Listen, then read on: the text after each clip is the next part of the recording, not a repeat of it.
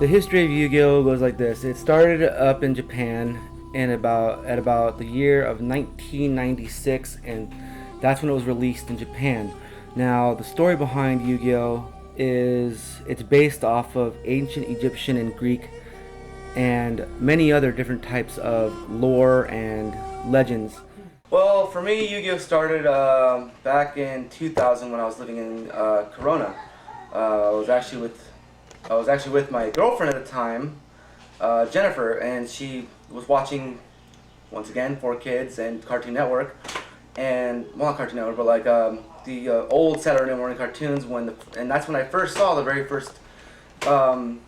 first series of Yu-Gi-Oh, and I just fell in love with the card game. And once I found out that they actually produced an actual trading card game for it, I started collecting cards, and sooner or later they started saying, okay, well, now we have a regional, national, and world championship tournaments. And from that point on, I've been involved in this game for about, it started in 1999. I didn't come into it until at least maybe 2000. And it's been about almost 10 to 7 years that I've actually been playing, and I've actually had luck with winning the 2004 regional championship, which later on got me into the national championship. I won there, and I went to the world championship when I actually won the world championship title back in 2004, as my esteemed colleague here, Mr. Logue, actually helped me build the deck. I would never have won if it wasn't for him.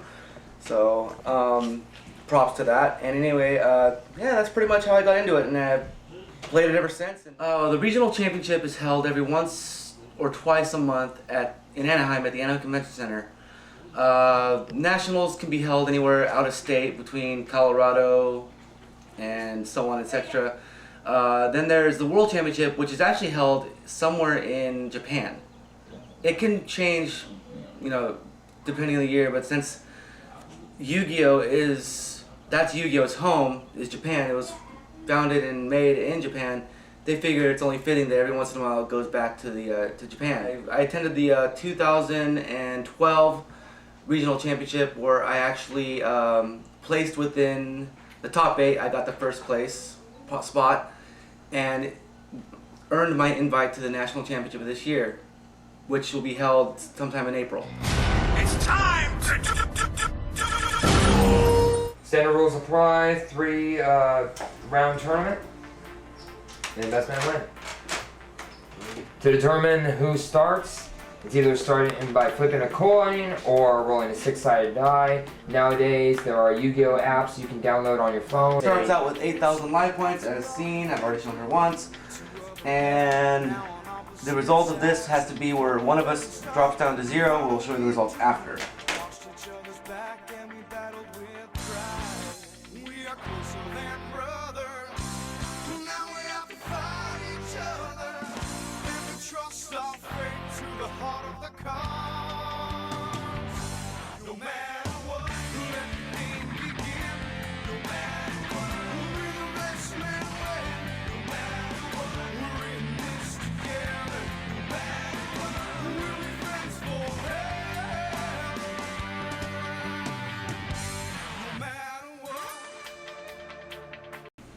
Okay, I drew my card. Check the back row. I'm sorry, Robert.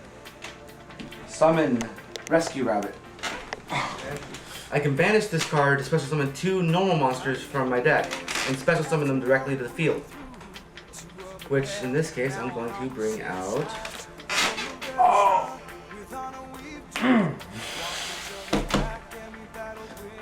And now, I'm going to go ahead and destroy his Hazy Flame Kraton. And the difference between the attacks is what's calculated. So I take 300 damage. And then I'm going to go ahead and swing at him for 2,300 and 2,400. Which is game. The end result, ladies and gentlemen. I've got good shit. So what got you into Yu-Gi-Oh? Why did you decide to play it? Well, ironically, my opponent that you just saw. Naturally, I learned a lot from him, hence why he beat me. But originally, in the game, I've always been interested in the show before the game itself. I met up with Chris about 13 years ago, and he's been a good friend of mine, basically like a brother to me. And he's taught me a lot. We worked together on a lot of decks in the back. In fact, it was my formula for the Dark World deck that won him the regionals back in 2004. As for these specific mats that are hand-drawn, I'm actually going to start professionally doing them. I'm going to be purchasing several blank mats. I will be charging about $20 a piece. All I ask from you is the $20 and a little bit of patience and some time. Give me some ideas of what you want. If you want specific cards, specific designs, I can sketch them. If I've got a picture of it, I can sketch anything. So, thank you very much. So you could say that Yu-Gi-Oh did inspire you to make these mats and then therefore make it into kind of like a entrepreneur kind of idea. To quote a phrase, it's a gateway drug. It leads you up to several different items. I mean, it got me interested, just because of the nature of the monsters, it got me interested in Egyptian mythology, it got me more interested in Norse mythology as well.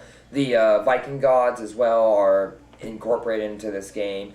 And then also, I see a card that I really like, I instantly get the inspiration to want to sketch it.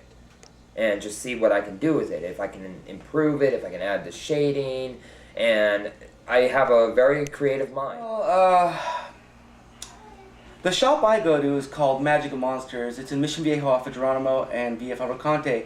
I know the owner personally. I went to school with him. He graduated 1 year after I did, and I've been going to his shop for about close to maybe, I'd say, ever since I was like 16, 17 years old, back when I was playing Pokemon.